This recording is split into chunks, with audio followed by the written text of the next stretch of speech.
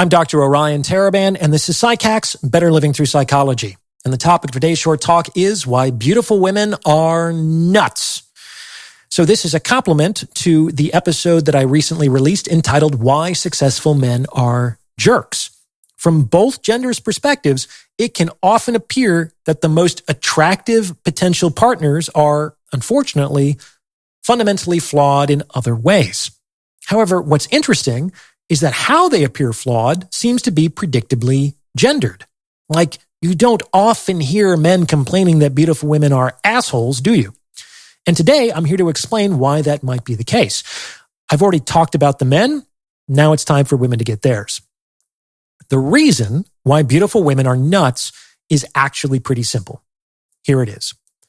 Beautiful women are nuts because no one ever tells them the truth.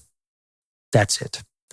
There are some women out there who have never been told the truth in their entire fucking lives. Like, can you imagine? You've been alive 20, 30 years and you've never been told the truth? Can you imagine how distorted a model of reality you would have? Like, you kind of have to feel sympathy for these women. Now, because they can be so out of touch with the way things actually work, they can often be the engineers of their own dissatisfaction. This is because while these women might not ever be at a loss for potential partners, eventually these guys are going to get so sick of their nuttiness that they're going to walk. Pretty is not sufficient compensation for crazy. Most guys have to learn that the hard way. And these women end up snatching defeat from the jaws of success when they operate under bad models. So how does that happen? A lot of these women are precociously attractive. They hit puberty and they realize that everything changes. Men of all ages start looking at them differently, treating them differently. They start to stare, not just the boys in their class, but the boys' dads as well. And that can be terrifying and scary and exciting and confusing for young women to navigate. They've just come into a great deal of power that they did nothing to earn and don't yet know what to do with. And why would they? They're chronologically just teenagers, and they may be even younger than that emotionally. This isn't exactly a recipe for success. And from that moment forward, these women will never hear the truth from a man again. This is because all these men want to fuck her, and the truth does not get you laid. If being honest got men laid, the world would become such a nicer place to live, like overnight. It would become so much better. However, women only reward the truth when it happens to coincide with what they want to hear. And in this case, they're still rewarding it because it's what they want to hear. It just happens to also be the truth, which is something of a fortunate accident. They're like elementary school teachers who ask an apparently open-ended question to the entire class, but are actually fishing for a very specific answer the entire time. This is the only answer that will receive credit. Honesty does not get you laid, unless the honesty is exactly aligned with the responses women have already decided get the credit. And the likelihood of this happening, especially over an appreciable timeline, is vanishingly small. Only men who have an inordinate commitment to integrity, those who are able to put an abstract principle ahead of their own self-interest, or, men on the autistic spectrum, are going to prefer honesty with all its social consequences to the prospect of a sexual relationship with a beautiful woman. This is why men lie. When you punish the truth, you're asking to be lied to. If you appreciate the insights on this channel, I would highly encourage you to get your hands on a copy of my book, The Value of Others. Over the course of 432 pages, I delve deep into my economic model of relationships and explain the behavior of both men and women in the game of mating and dating. I also provide a lot of actionable advice on how to get and keep more of what you want in the sexual marketplace. Once you read The Value of Others, you'll never look at relationships the same way again. Now available in ebook, audiobook, and paperback formats. The links are in the description. Women, of course, don't like hearing this.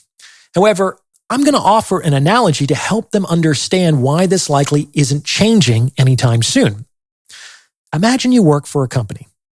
It's a desirable position and it pays very well. You like your job. However, the only issue is that you have to deal with a really difficult manager. He might be overcompensating for something. Maybe he has a fragile ego. Maybe he's a narcissist. Who knows?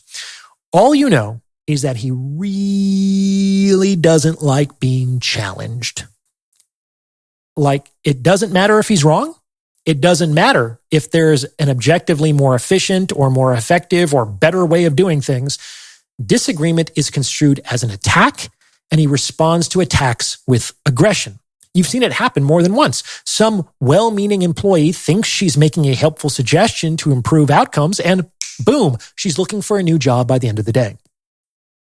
Given that you're dealing with a person like this, what are you going to do the next time he brings you an idea that you think isn't going to work? Are you really going to put your livelihood on the line and try to correct him? You know he's only going to fire you because he'll perceive this as an attack, and he's not going to change his mind anyway.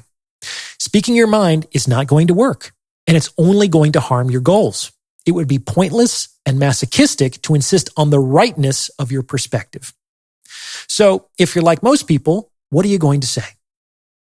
You know, boss, that's a fantastic idea. Absolutely. I could see how that could work. To be honest, it's probably too advanced for our design department, so it might have to be finessed a bit, but it's a genius idea. Must be why you're in charge, sir. And then you're going to walk away and try to do the best with the ridiculous bullshit you've just been given. Do you understand? Most people are not going to unnecessarily expose themselves to risk and loss where there is no hope of a potential upside. And that's exactly the situation most guys find themselves in when they tell the truth to women. Like the manager in my analogy, most women are not going to change their minds when they hear the truth. They've already decided what they want and consequently what they want to hear. And they may already have a general model of reality that's been reinforced by years or decades of being lied to. This is not something that typically can be disabused with words, only with the accumulated consequences of many poor decisions. Like, can you imagine the manager in my hypothetical scenario hearing a dissenting viewpoint, even one that was presented respectfully, and saying, "Thank you. Thank you for being honest with me. I realize now that you're the only person who tells me the truth. And that all of these toadies and sycophants have just been telling me what I wanted to hear all these years. For your courage and integrity, I immediately promote you to the position of my most trusted advisor. Of course, this comes with a substantial raise and a host of other benefits, so I hope that you'll accept." Like, can you imagine? When women are told the truth, they are much more likely to get upset, to feel offended, and to terminate the relationship than they are to reward men with sex and privileges. Men figure this out pretty quickly. Like the employee in my scenario, they figure, well, telling the truth isn't going to change this woman's mind, and it certainly hasn't helped me get laid, so I'm going to say whatever the fuck I have to say to make this work, and then I'm going to walk away and try to do my best with the ridiculous bullshit I've been given. To get what they want, men learn to cater to women's models of reality. And this is especially problematic when it comes to very attractive women, because these models are much more likely to be founded on lies that other men who have also been trying to sleep with them have told them over the years. For better or worse, less attractive women don't seem to have this issue. This is not because they don't become upset or offended at the truth. They often do, but because men will actually occasionally tell them the truth because they don't really care if they don't get what they want from them. I don't make the news, I just report it. So that's why beautiful women are nuts. No one tells them the truth. The only possible exception occurs when these beautiful women had very strong men in their households growing up. They had a strong father or strong brothers. This is because these men might be the only men in the world who aren't trying to fuck them. And because of that, they may potentially be able to apply appropriate consequences to the tantrums and emotional fallout that can occur when you tell women the truth. These men are these women's best chance of remaining in touch with reality. Unfortunately, even though these fathers and brothers probably love and care for these women more than any other man does, some of them still won't respond well to this accountability, and they fall further and further down the rabbit hole into Wonderland. So there you go. Men want to fuck beautiful women, and telling women the truth doesn't get them laid. So that's why beautiful women are nuts. What do you think? Does this fit with your own experience? Let me know in the comments below. And please send this episode to someone who you think might benefit from its message, as it's word of mouth referrals like this that really help to make the channel grow.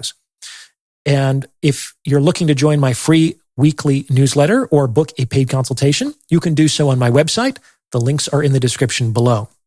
As always, I appreciate your support, and thank you for listening.